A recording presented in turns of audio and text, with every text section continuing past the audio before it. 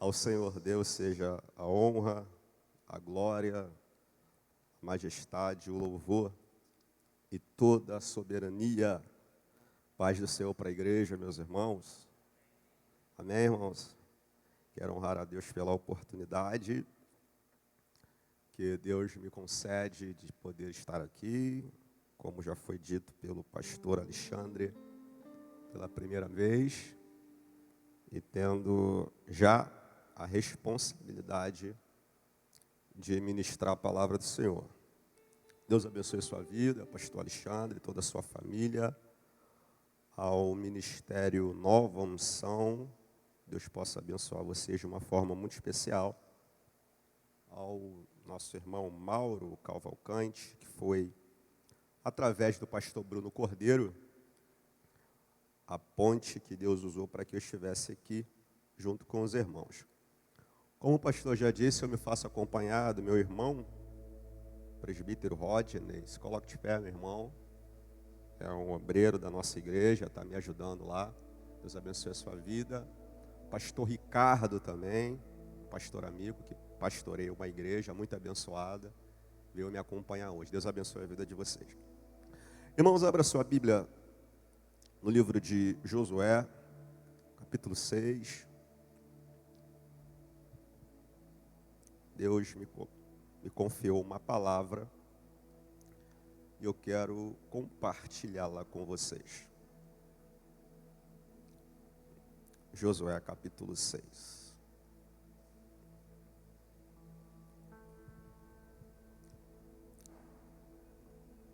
Versículo 1 diz assim: Ora,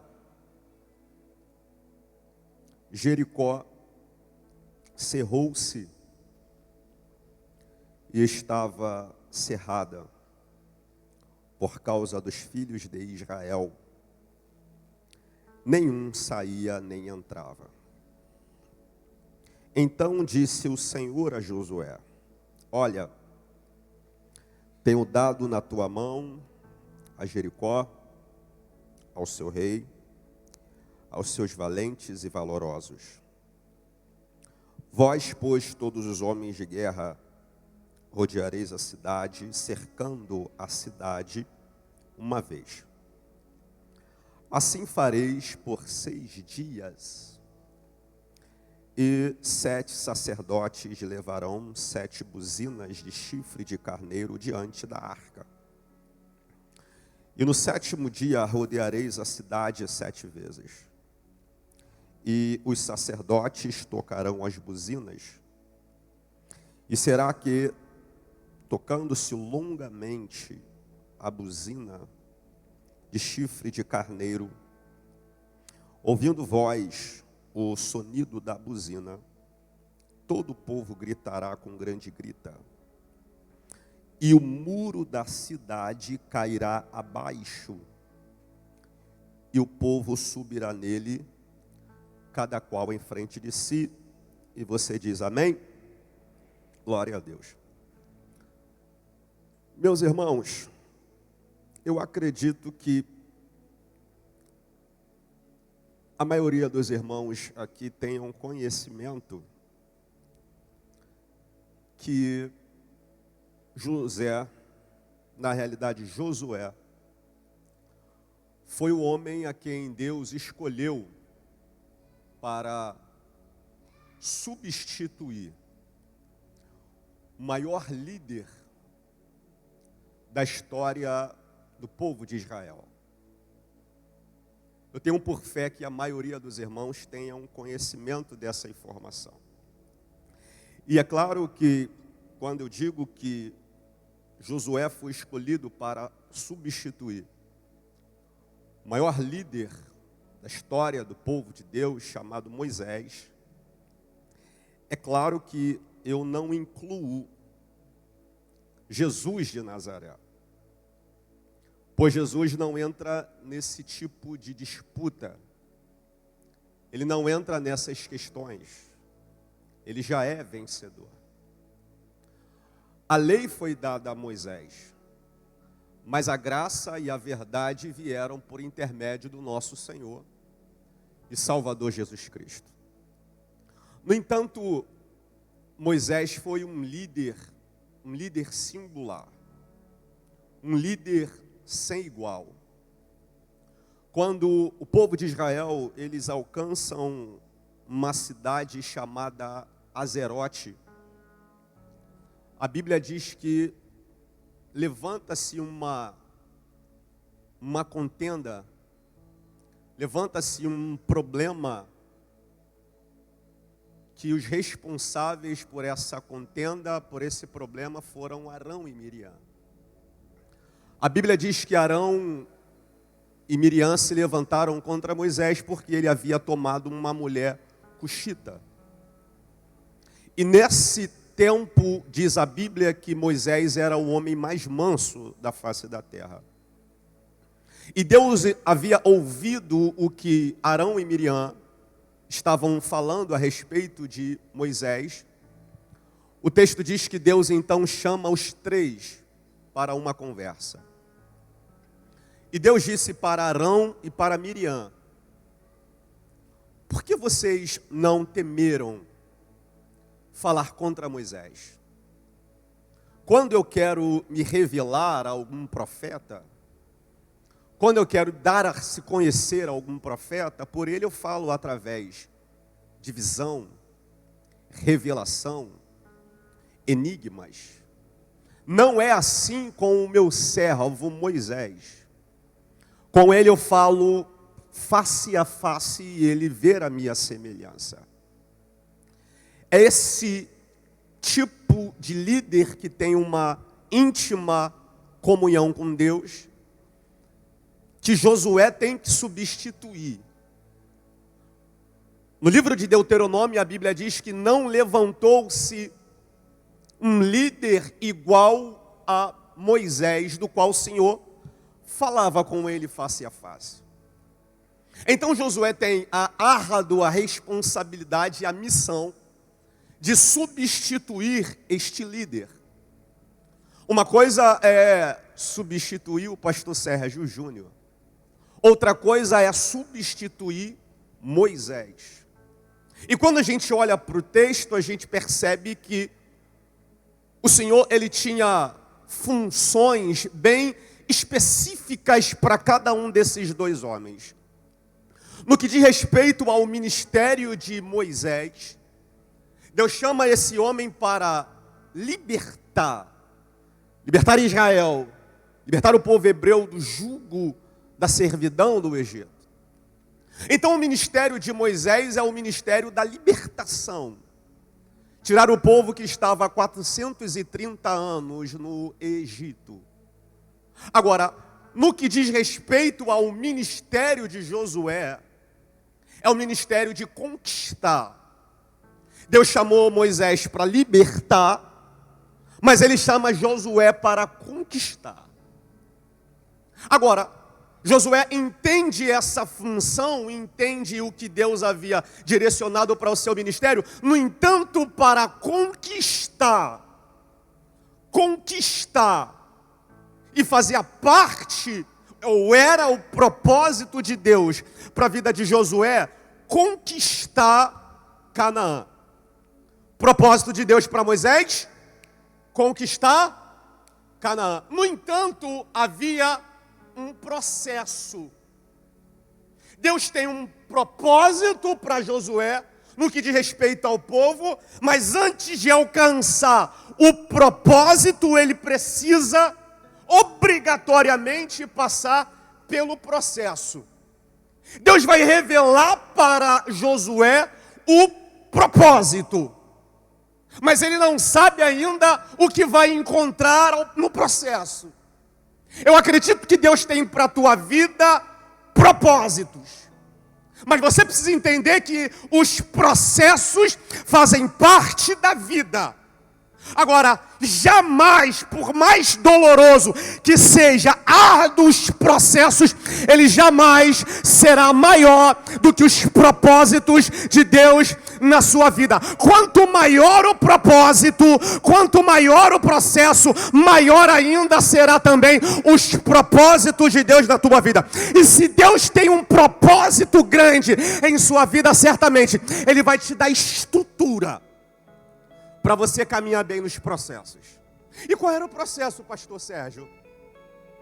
Qual era o processo de Josué? Jericó. Jericó.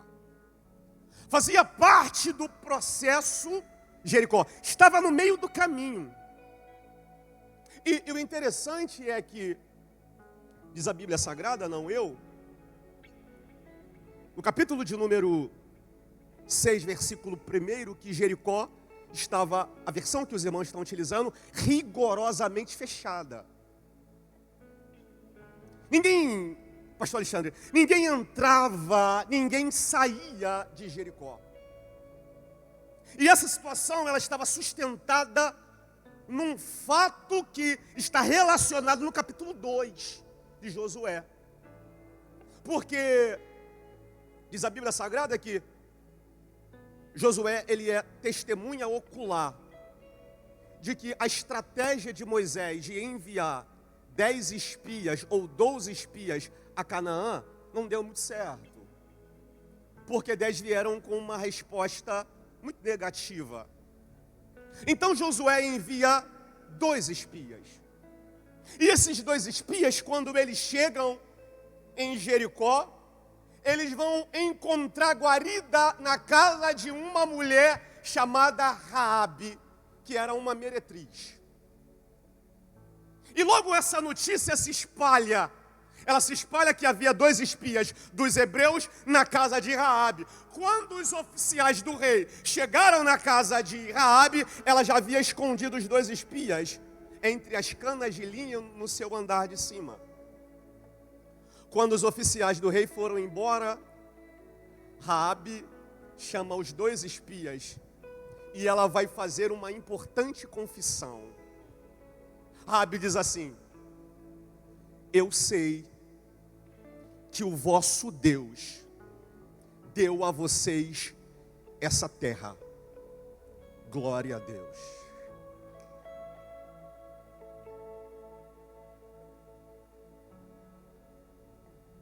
Raabe está olhando para os 2 espias e parece que eu vejo, eu quero ser profeta para essa igreja aqui, porque o espírito da profecia, ele já toma a minha boca aqui. Parece que eu vejo Raabe apontando para a cidade e dizendo para os 2 espias: eu sei que o vosso Deus entregou isso aqui tudo na mão de vocês.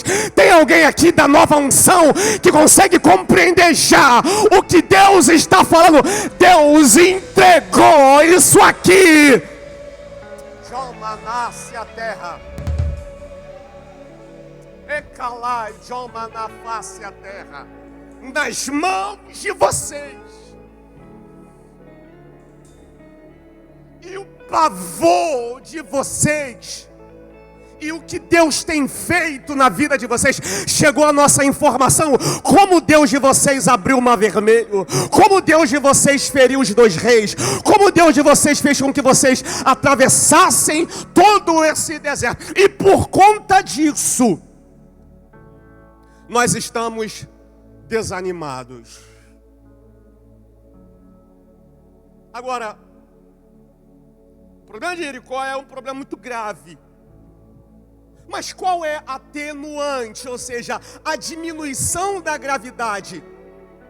Pastor Ricardo, atenuante é que a cidade de Jericó tinha muros altíssimos. Historicamente falando, os muros eram de 9 metros de altura por 6 de largura. Os carros passavam por cima dos muros. Haviam casas em cima dos muros. Essa é a atenuante. Então a confiança do povo de Jericó estava na muralha. A confiança do povo é: esse povo é forte, o Deus deles é valente, abriu o mar vermelho, derrotou os reis, ele é poderoso, sustentou o povo 40 anos no deserto. Mas nós temos uma garantia, essa muralha aqui. Essa muralha aqui. E aí, o interessante é que, se levarmos em consideração todas essas informações, Jericó era considerada uma cidade fortaleza, meu amigo tecladista. Então, logo entrar em Jericó, humanamente falando, era impossível. Mas essa noite aqui é a noite do impacto. Eu não sei se vocês têm o costume, mas se você puder dizer para 2 ou 3 aqui, essa noite é a noite do impacto. E o que era impossível vai se tornar possível hoje. Tem alguém que crê? Entrar em Jericó, presbítero Rodney, meu irmão, era humanamente falando impossível. Eu quero pegar uma fala de um pastor conhecido e ele diz assim: no campo das impossibilidades, Deus nos abre um sorriso.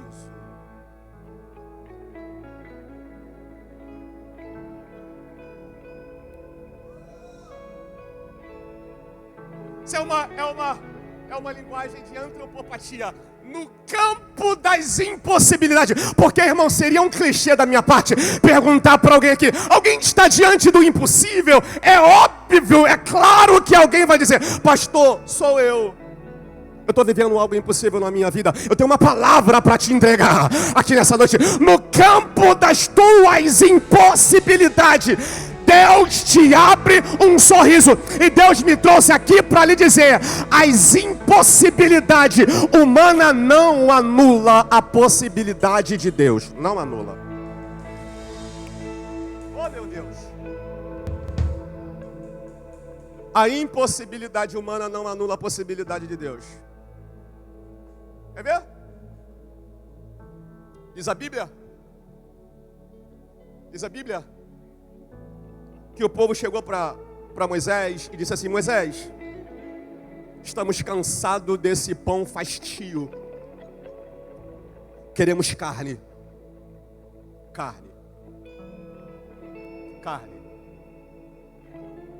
Moisés foi orar ao Senhor.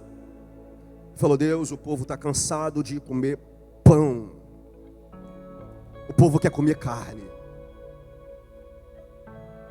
Senhor Moisés, diga para o povo que eles vão comer carne, mas não vai ser 5 dias, 10 dias, 20 dias.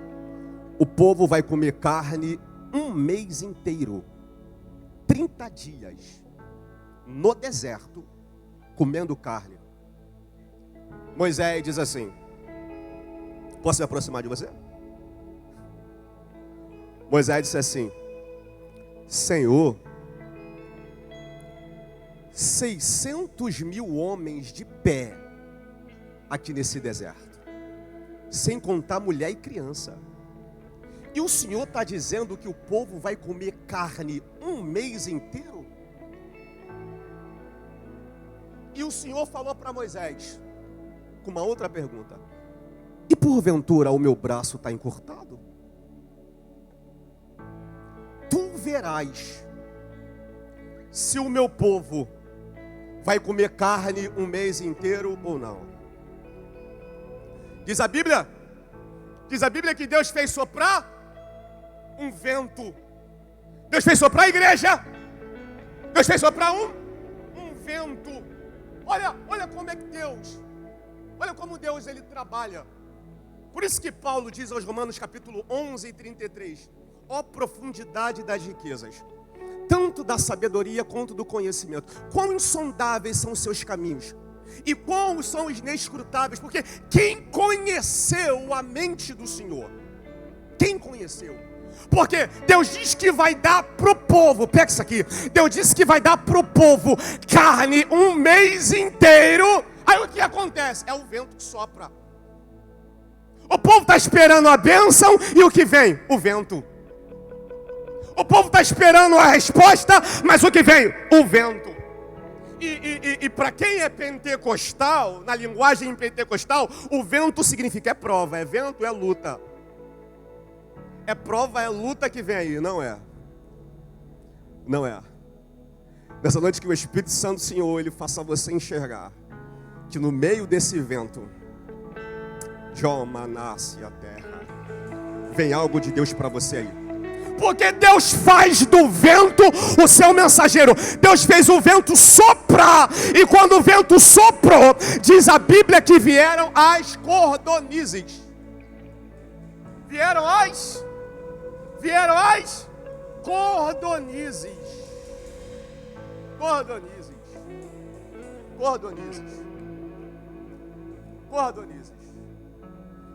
E as cordonizes era uma espécie de ave que voava alto. Quem olhava para cordonizes tinha que olhar ela no alto, levantando a cabeça assim, ó, para cima. As cordonizes. Quem quer cordonizes, voa alto. Mas a Bíblia diz que o vento trouxe as cordonizes e elas voaram 2 côvados. Diga comigo, 2 côvados. Pastor, o que significa 2 côvados? 90 centímetros do chão. O que o povo queria estava no alto, mas o vento soprou. E quando o vento soprou, aquilo que estava no alto soprou ou veio 90 centímetros. O que é isso? Ao alcance da tua mão. Eu vim com uma palavra profética. Talvez essa vitória, essa porta que tu está esperando, 90 centímetros. Esse renovo, 90 centímetros. Essa casa, 90 centímetros. Esse emprego, 90 centímetros. Ao alcance da tua mão. Pega aí. 90 centímetros. Diga para 2, 3. 90 centímetros. Aquilo que o Senhor quer. Aquilo que o Senhor precisa, aquilo que essa igreja precisa. Talvez está longe, mas Deus vai fazer soprar um vento. E esse vento não vai trazer desgraça, vai trazer recurso, vai trazer providência, alcance. Eita, nova unção. Levante as suas mãos aqui nessa noite. Hoje é a noite do impacto. Alcance da flor.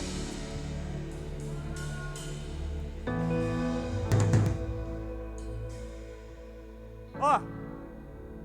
Segundo Reis capítulo 7.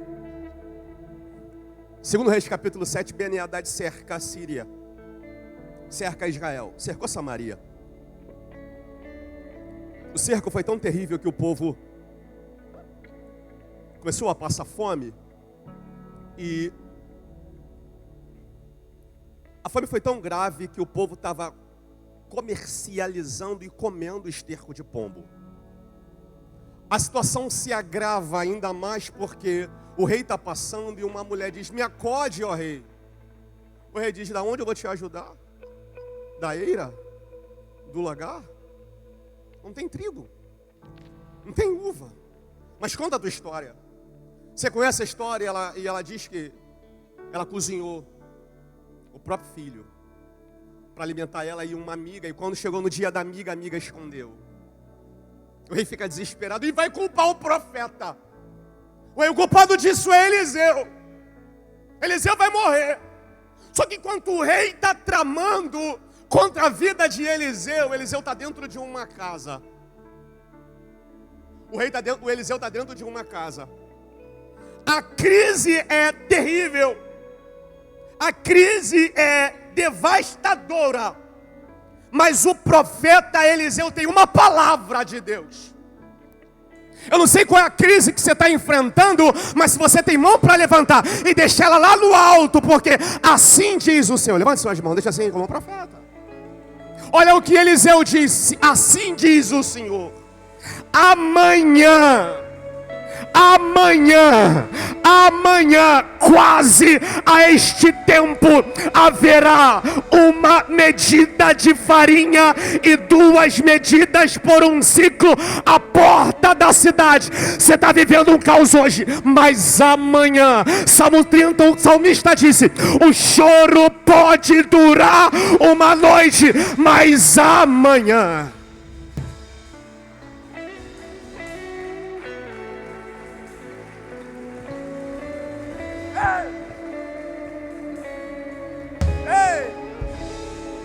aumenta o nível da tua expectativa, porque segundo Crônicas a Bíblia diz: credes em Deus e estareis seguros, crede nos seus profetas e prosperareis. Amanhã. Aí, olha o que diz o capitão que se escorava no rei. Olha o que ele disse: o que você está falando? Está dizendo que amanhã,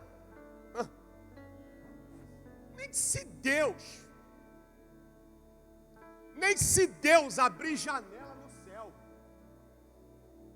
você está pedindo aí é impossível, você está falando é impossível. O profeta diz assim: você vai ver com os teus olhos, mas você não vai participar disso. E olha como Deus, porque, irmãos, coisa terrível deveria ser desafiar o profeta Eliseu. Quando o profeta Eliseu disse assim: amanhã haverá comida e você vai ver, mas não vai participar. A Bíblia não diz, mas eu creio, sem ferir a exegese textual, eu creio que o capitão deve ter pensado: o que eu arrumei da minha vida? Por que eu fui desafiar esse profeta? Como será que a bênção vai chegar? Como será que esse recurso vai vir? Como Deus não trabalha com a lógica, os 4 leprosos, se a gente ficar aqui, a gente morre. Se a gente entrar na cidade, a gente morre. Vamos no arraial dos Círios. Se eles deixarem a gente viver, a gente vive. Se eles nos matarem, então somente morreremos. 4 leprosos, caminhando, enfermidade degenerativa, perda de pele, perda de sensibilidade, caminhando, mas estava caminhando rumo à vitória. E quando eles entraram no arraial dos Círios, olha, os 4 leprosos caminharam. Enquanto eles caminhavam, a Bíblia Sagrada diz que o atalaia, lá na guarida, e os homens escutaram, os israelitas alugaram ou contrataram um exército poderoso, cavalos e cavaleiros estão vindo aí. Mas não era, eram 4 leprosos. Porque a tua vitória está na tua caminhada. Glória a Deus. Como o pastor Bruno Cordeiro costuma dizer: se coloca só o pé que Deus coloca o chão. Se coloca só o pé que Deus coloca o chão. À medida que o povo foi caminhando, Deus fez soar o barulho da vitória.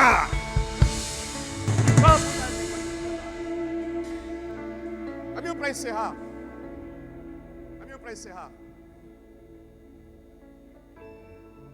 Humanamente falando, entrar em Jericó era?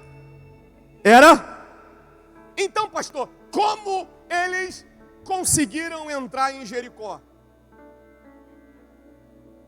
Hebreus capítulo 11, verso 30. Pela fé. Está lá no texto. Pela fé, caíram os muros de Jericó. Existe uma definição bíblica sobre a fé: firme fundamento das coisas que se esperam, convicção de coisas que não se veem. Mas agora, eu tenho uma definição contextualizada sobre fé. O que é fé? O que é fé? O dispositivo, pastor Ricardo, que me faz acreditar no que ninguém acredita.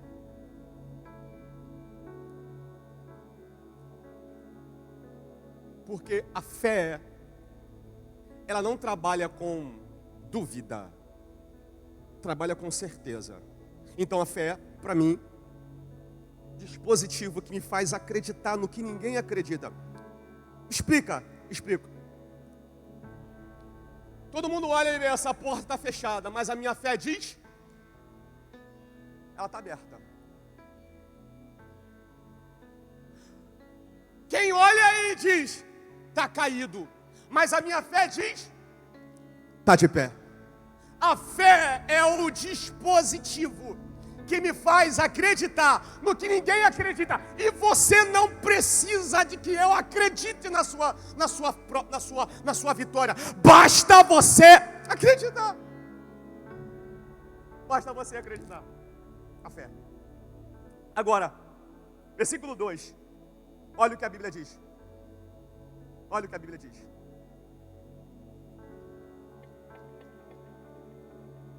Então disse o Senhor a Josué: olha, eu tenho dado na tua mão.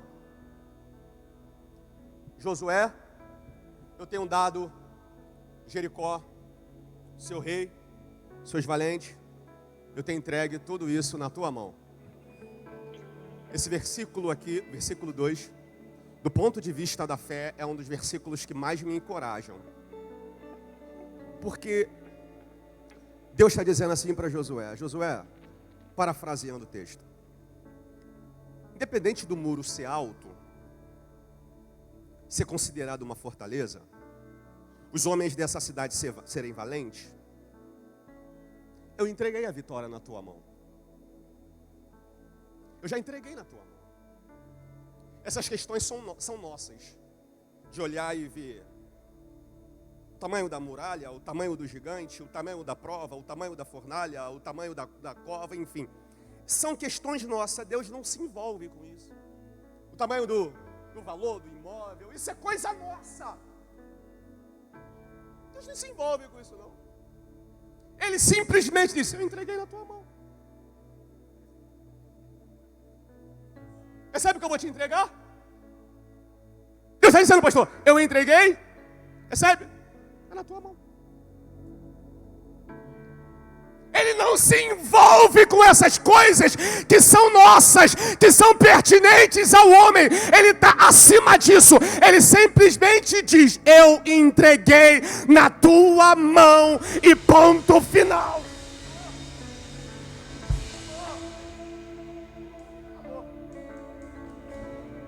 Agora,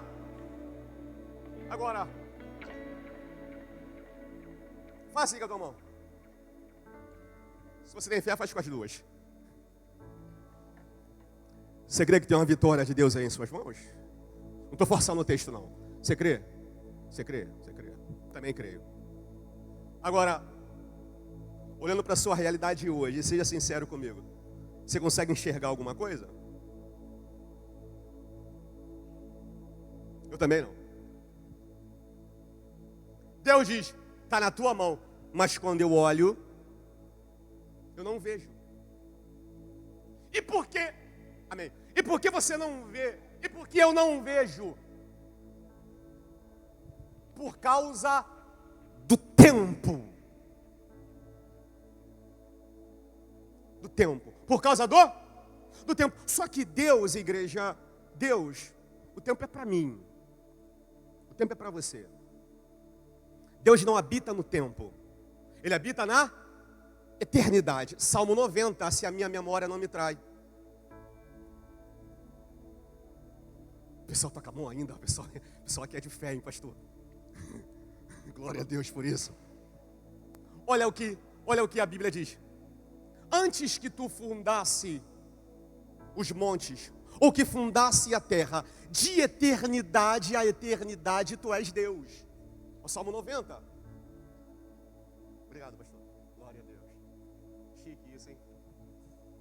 Eternidade a eternidade tu és Deus. Então Deus habita na eternidade, mas Ele criou um elemento para nós chamado tempo e dividiu o tempo em 3: passado, presente e futuro. Então quando Deus diz assim: meu irmão, eu já entreguei nas tuas mãos, é que Ele enxerga você. Aonde? Aonde? Não no passado e nem no presente, mas aonde enxerga? No futuro, ou seja, no propósito que Ele estabeleceu. Merece umas palmas isso aí?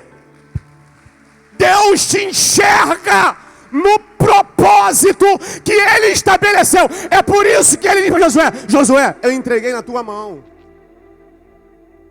Olha para Jeremias. Jeremias, quando nasceu, o pai dele falou: meu filho, seu pai é sacerdote, você também vai ser um sacerdote. Criado em Anatote, cidade sacerdotal, vai ser um sacerdote. Jeremias cresceu preparado para ser um sacerdote, instruído para ser um sacerdote. Aí o Senhor chama ele. Jeremias, antes que você se formasse no ventre da tua mãe, eu te conheci. Antes que você saísse da madre, eu te santifiquei. E as nações eu te dei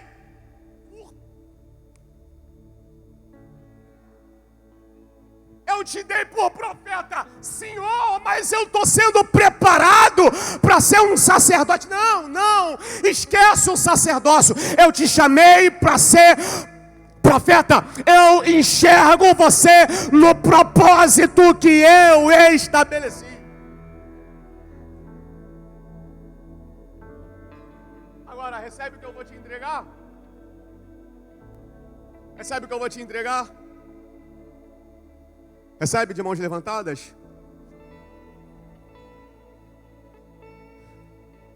Nenhuma. Eu disse? Nenhuma circunstância desfavorável vai invalidar o que Deus disse ao teu respeito. E tudo que vier depois disso, o Senhor jogou por terra. Porque a última palavra que vai prevalecer na tua vida é a palavra de Deus. Aleluia, aleluia, aleluia. Eu sinto a graça do Espírito do Senhor aqui. Aleluia. Olha o que Elias. Olha o Elias. Sai do Carmelo. O mensageiro chega para Elias. E diz assim: Elias, Jezabel mandou te dizer que amanhã, a este tempo, se não acontecer contigo o que você fez com os profetas, que os deuses dela faça com ela e o outro tanto. Sabe o que o mensageiro disse para Elias? Dentro de 24 horas você morre. Elias foge para o deserto. Pede em seu ânimo a morte. A Bíblia diz que o anjo apresenta-se a Elias, dá pão, dá água a ele, come, bebe, dorme. O anjo volta novamente e disse: Elias, come e bebe, porque longa é a tua caminhada. Igreja, Jezabel falou: em 24 horas você morre. Mas o anjo do Senhor desceu na terra e disse: caminharás mais uma milha, longa é a tua caminhada. Hoje Deus está anulando todos os projetos e as palavras de maldição contra a tua vida. Nenhuma arma preparada contra ti prevalecerá. O que vai prevalecer na tua vida? E a última palavra será a palavra de Deus. Eu entreguei na tua mão. Agora o que eu faço?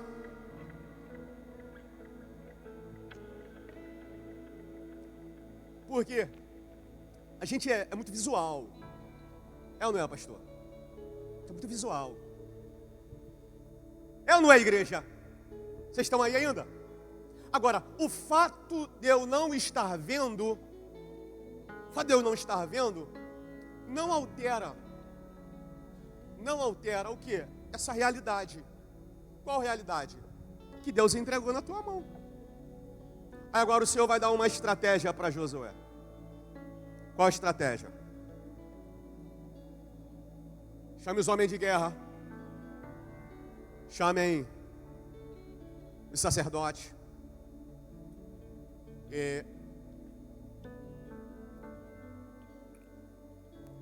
Rodeiem a cidade. Uma volta a cada dia, durante 6 dias. Mas olha a observação do texto. Os homens de guerra têm que fazer isso também. Isso chama a minha atenção, e eu amo a Bíblia por causa dos seus detalhes. Por quê? Porque o Senhor incluiu nessa questão de rodear a cidade também os homens de guerra. Então algo me fez observar o texto. Por quê? Porque normalmente quem é de guerra está acostumado a guerrear. Resolver as coisas do seu jeito, da sua maneira, na força do seu braço. Mas o Senhor disse: rodeia. Talvez alguém chegou para Josué: Josué, vamos invadir logo, eu sou de guerra. Não, meu filho, rodeia.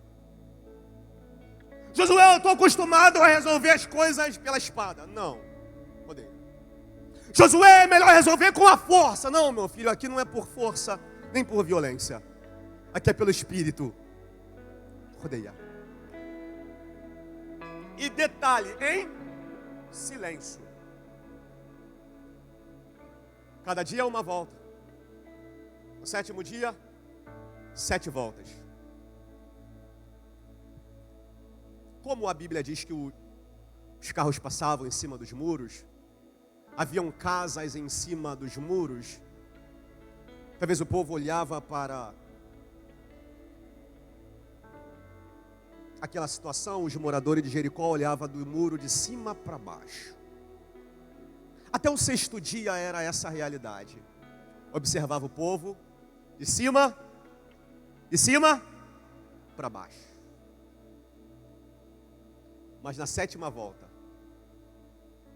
se os moradores de Jericó olhavam o muro, olhavam por sobre o muro de cima para baixo, o povo olhava para o muro de baixo para cima. Assim. Durante 6 dias. Mas no 7º dia. No 7º dia. Na 7ª volta. Na 7ª volta. O Senhor disse para Josué: manda o povo gritar. Depois que os sacerdotes tocarem a trombeta. Quando o sacerdote tocou a trombeta, o povo gritou. E o muro caiu abaixo. Encerra aqui. O muro caiu. Aí o texto diz assim. Aí o texto diz: e o povo subirá nele. Que Deus é esse que você serve? Porque durante 6 dias o povo olhava para o muro de baixo para cima, mas no 7º dia o muro caiu e o povo olhou para o muro de cima para baixo. Durante 6 dias o muro dominava o povo, mas no 7º dia o povo dominou o muro. Se põe de pé.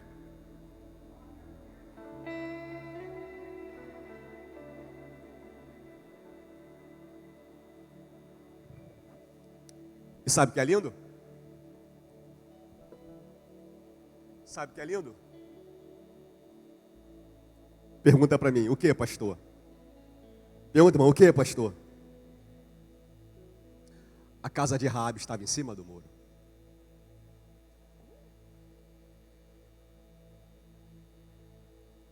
Em cima do muro.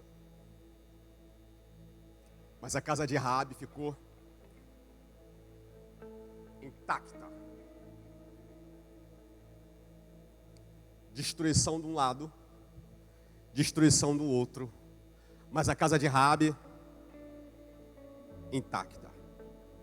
Creio que isso é profético. Pode haver destruição ao teu lado, destruição do outro, mas a tua casa ficará intacta. É isso aí, igreja! O salmista já disse: 1000 cairão ao teu lado, 10.000 à tua direita, mas tu, a tua casa e a tua família ficará intacta. Você crê nisso? Por quê? Por quê? Primeira coisa, porque a casa de Raabe não caiu. Porque tinha lá um fio de escarlata.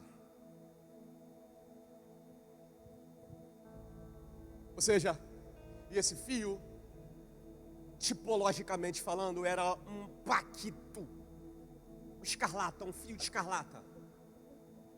Aplica para nossa realidade. Quando o inimigo olha para a tua casa, glória a Deus, ele era a marca do sangue do Cordeiro. Eu não posso entrar. Aleluia, aleluia, glória a Deus. Os amonitas disseram para Jefté: nós vamos incendiar a tua casa com você dentro dela. Ah, não vai. Não vai. O inimigo mandou ameaça, mas o tiro vai sair pela culatra, porque quando ele chega lá, ele vê a marca do sangue na tua residência. Você crê nisso aí? Segundo motivo. Ela tem aliança.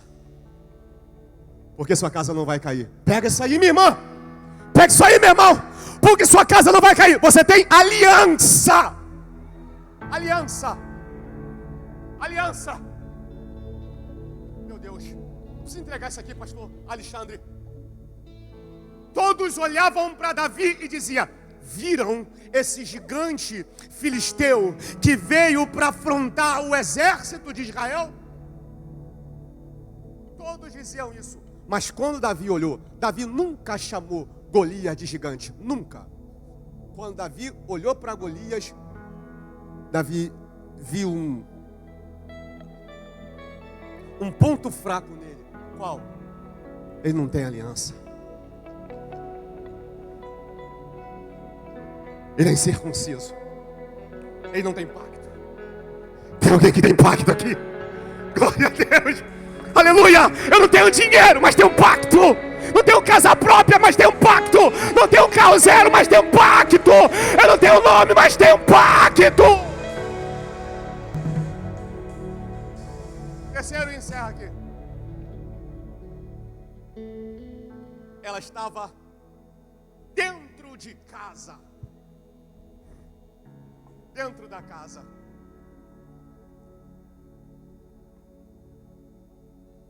Posso contextualizar?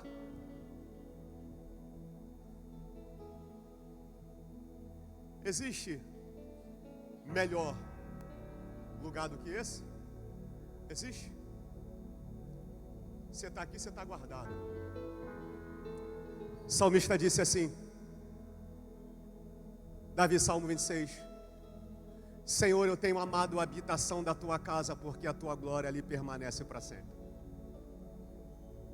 No Salmo 27 ele diz: glória a Deus.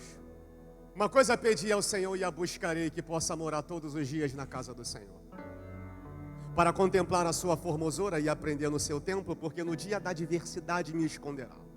No oculto do seu tabernáculo me esconderá, e por-me-ás sobre uma rocha firme. Quão amáveis são os teus tabernáculos, a minha alma suspira e desfalece pelos teus átrios. Até o pardal encontrou casa e a andorinha ninho para si, e eu encontrei os teus altares, Rei meu e Deus meu. Bem-aventurados são aqueles que habitam na tua casa, porque o Senhor é sol e é escudo, não negará bem algum aos que andam corretamente. Você está protegido aqui na casa do Senhor. Você pode aplaudir? Você pode adorar? Você pode bem dizer? Você pode glorificar? Pode ser mais forte? Mistura com glória a Deus. Mistura com aleluia. Bendito seja o nome do Senhor. Deus abençoe vocês. Deus abençoe vocês. Pastor, muito obrigado.